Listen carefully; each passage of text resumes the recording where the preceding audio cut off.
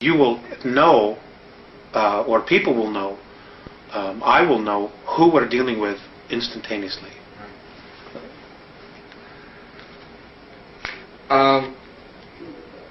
What is there an economy, and what is the basis of their economy? Is it like a spiritual economy, or is it like the value? I've heard some people describe their views of other extraterrestrial civilizations as having a spiritual economy where the amount of psychic energy you put into something is given a value.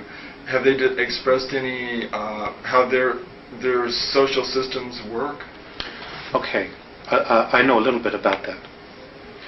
Essentially, everybody is given exactly what it is they need to evolve. There are many different races. Each race has their own uniqueness about them, based on their particular belief systems. And my understanding is that everything is a belief system. As far as the Andromedan culture, children go to school, or the Andromedans, they go through a birth process just like we do. Those that are physical, they go to school for anywhere from 120 to 150 years. They're taught all of the major sciences and arts. There would be equivalent to PhDs or doctorates or masters, whatever you want to call it, in all of the arts. It is at that point, once they're done with all of that education, that they choose what it is that they wish to do or to evolve. And they can change their mind anytime they want. The whole purpose is the evolution of the soul and life. They're given whatever it is that they need to do that. I'm not aware of crime or whatever, or anything along those lines. Their whole focus is on education and not distraction. If it's something that is not educational, from what I've observed, it's just simply something they're not interested in. They just have it within them to constantly evolve on an educational as well as a spiritual level. And whatever they need is there for them to use. I'm not aware of them having to pay anything for it. No. It's just, to my knowledge, it doesn't exist. Now, is art and music important to them too? Yes, all of it is. But those things are very different than what we perceive. Art is creation to them. Things that are created out of thought, out of the isness, what they call isness. The Pleiadians call creation what we call God. Things that are created just by thought, by nature, they consider art. They use extensively holographic technology. Music, their music is of the universe, of what the music that certain planets make as they rotate around their sun, what different solar systems make as they revolve around their sun, and what whole systems, the sounds and energy that they create, to them that's their music. And then they put things together, different constellations, different star systems. They'll put those together and overlap them to create music. It's different than what we just pull out of thin air here. How have they expressed what their daily life is like? Is there a solar day for them, or is there night or day, or what is their daily life like, or periods of life? There is really, to my knowledge, no set schedule. I'll give you the example of what I observed on one of their motherships. They don't require much sleep, to my knowledge, simply because I guess they're very healed. Their beings, their physical form, they're just incredibly healed. They're just in touch.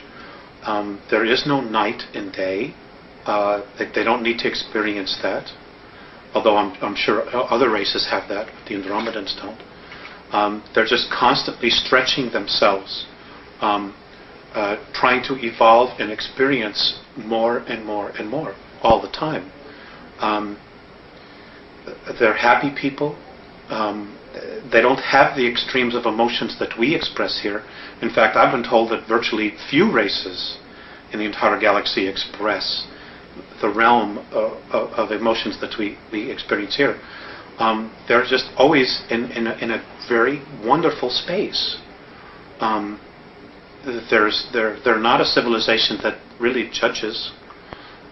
They do accept things the way they are, with the exception of when those things threaten their particular lifestyle or what they're about, their essence, and others, what other races might experience or perceive as a threat. Now, Alex, you said they're evolving spiritually. What do they want to evolve towards? What spiritual goals do they have? I guess to be just the best that they are, to be completely at one with all that there is at all times. There are 11 creational densities, and my understanding is that within each of the densities you change your physical form.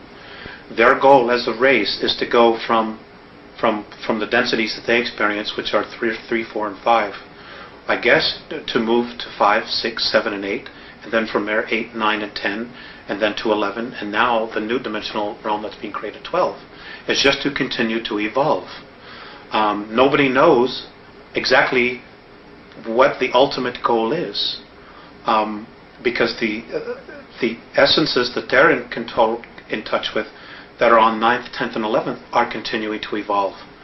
And now there's a 12th density that's being added to our universe, and they're being drawn up to experience this new density. So nobody really knows what the ultimate spiritual goal is. They themselves are still searching for what God is.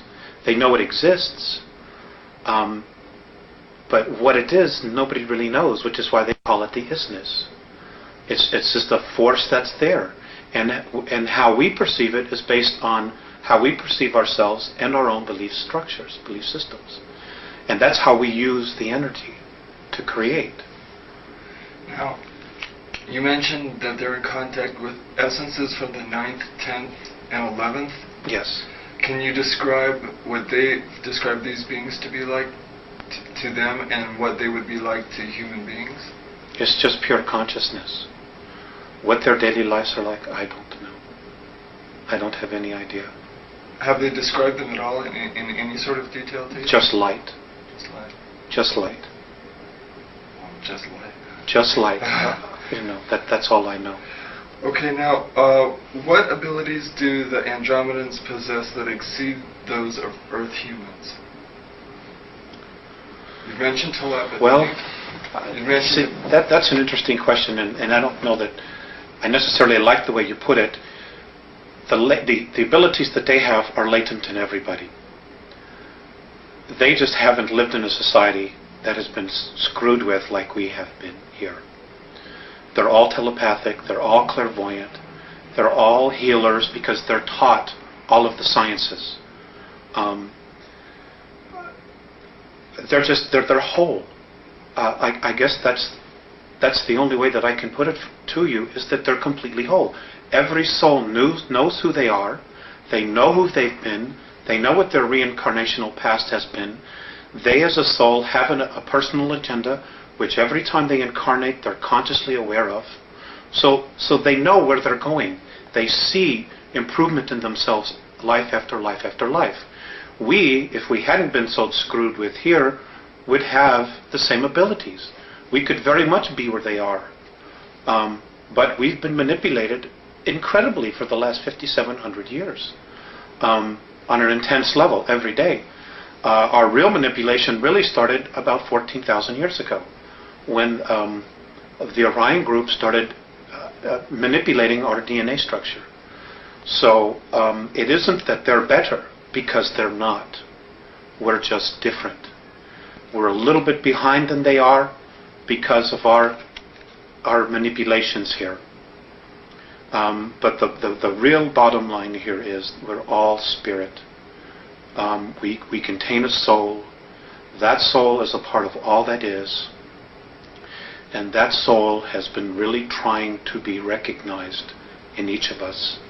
And it hasn't been because of the material and the belief systems that we have evolving around us being